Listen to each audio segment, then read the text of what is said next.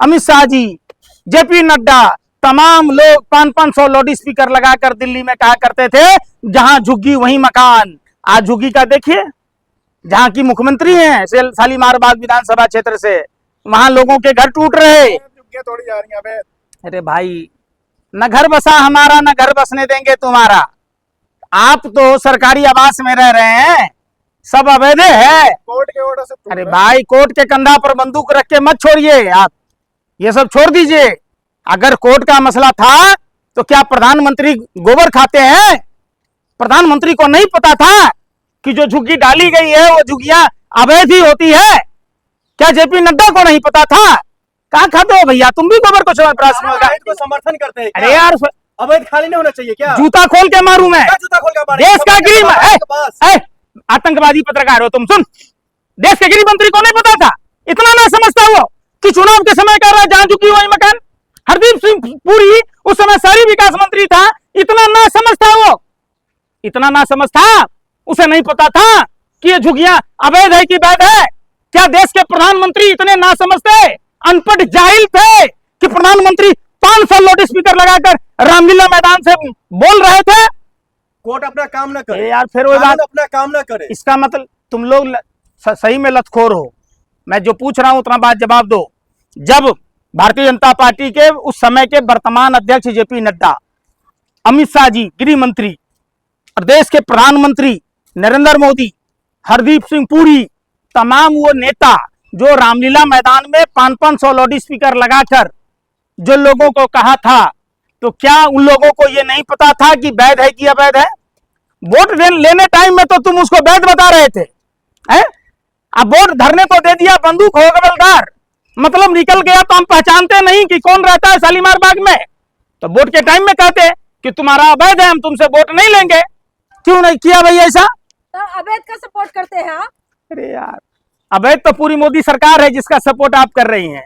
अवैध तो पूरा भारत का मीडिया है, लश्कर नोएडा के आतंकवादी पत्रकार हैं जिसमें आप लोग काम कर रही हैं। कुछ वैध है इस देश में? कोई धनिया के पाउडर में गोबर मिला रहा है, कोई शहद में चीनी मिला रहा है, कोई नकली घी बेच रहा है, कोई नकली दवाई बेच रहा है, कोई नकली सर्टिफिकेट बांट रहा है। खुद ऐसे लोगों की तो भारतीय जनता में पार्टी में भरमार है। झुग्गियों की वजह से दिल्ली की सुंदरता खराब हो रही थी। प्रधानमंत्री का सर्टिफिकेट वैध है? देश का सुंदरता खराब हो रहा है। हमको बताइए, कब बुलडोजर चलाएंगे आप? अरे बिहार में एजुकेशन मिनिस्टर है मिथिलेश तिवारी, जिसने 50 लाख रुपए का गबन किया। इससे क्या देश की सुंदरता बढ़ रही है? 7 लोगों का हत्यारा सम्राट चौधरी, हाफी डिफिट मंत्री, जिसको राष्ट्रपिता का नाम नहीं बोलने आता है, क्या इससे देश की सुंदरता बढ़ रही है? आप बताओ। शुभेंदु अधिकारी जो 25 लाख लोगों का 20,000 करोड़ रुपया गबन कर गया, 389 केसेस हैं, दर्ज हैं, इससे क्या देश की सुंदरता बढ़ रही है? 2 लोकसभा सांसद के ऊपर जानलेवा हमला हुआ और वहां की सरकार, वहां का प्रशासन उनका इलाज तक न करने के लिए धमकी दे रहा है। इससे क्या देश की सुंदरता बढ़ रही है? बताओ। आप लोगों को तो बस मुद्दा यार, मैं तो मुद्दा हो रहा है, उसको होने दीजिए ना। आपको क्या चाहिए? आपको तो पप्पा का लिफाफा चाहिए, हैं? तभी ना आपका एक भाई रजत शर्मा कहता है इन्होंने पालक खाई, हरे रंग के रेशे दांत में फंसे थे, हरे रंग की पोटी की, चट से उठा के चटनी चाट लिया। यही तो भारतीय मीडिया का काम है। अरे भाई, शिक्षा पर, रोजगार पर, स्वास्थ्य पर बात करो ना। सवाल यह है पंकज जी, अगर दिल्ली में बुलडोजर चल रहा है तो आप सरकार को क्यों घेर रहे हैं? कोर्ट का ऑर्डर है, कोर्ट का नोटिस है, आप सरकार की इसमें क्या कमी है? तुम लाल जूता खा के मानोगे? नहीं, मैं पूछ रहा हूँ, क्या खाते हो? गोबर को चवरप्राश समझकर खाते हो तुम? ये सीधा सवाल देश के प्रधानमंत्री, देश के गृह मंत्री, भारतीय जनता पार्टी के उस समय के वर्तमान अध्यक्ष जेपी नड्डा और हरदीप सिंह पुरी पर सवाल उठा रहे हो। इन लोगों ने रामलीला मैदान से कहा था तो क्यों कहा था? जब वो गलत था तो गलत को सही क्यों कह रहा था?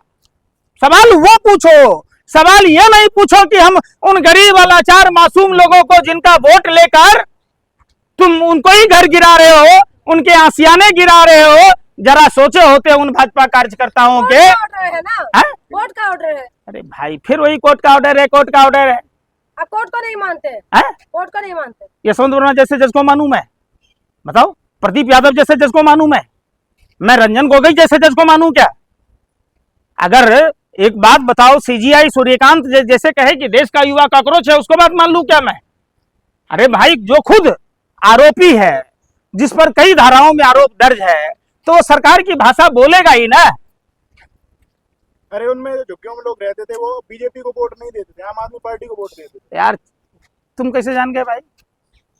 ईवीएम मशीन तुम्हारे सामने में खुलता है क्या? हैं?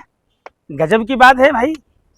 अरे उन लोगों से जाकर पूछते, छाती पीट रहे हैं जिन्होंने कहा ए भाभी, ए काकी, ए चाची, ए मामी, फूल को वोट देना। उनको क्या पता था कि ये कमल का फूल जो बबूल के पौधा के रूप में खुद ही छुपेगा। इसीलिए कहा जाता है कि बबूल का पौधा नहीं लगाना, और एक दिन बेवकूफ बनाने के लिए अप्रैल फूल, और 5 साल बेवकूफ बनाने के लिए कमल का फूल, जिंदगी भर बेवकूफ बनाने के लिए यही कमल का फूल।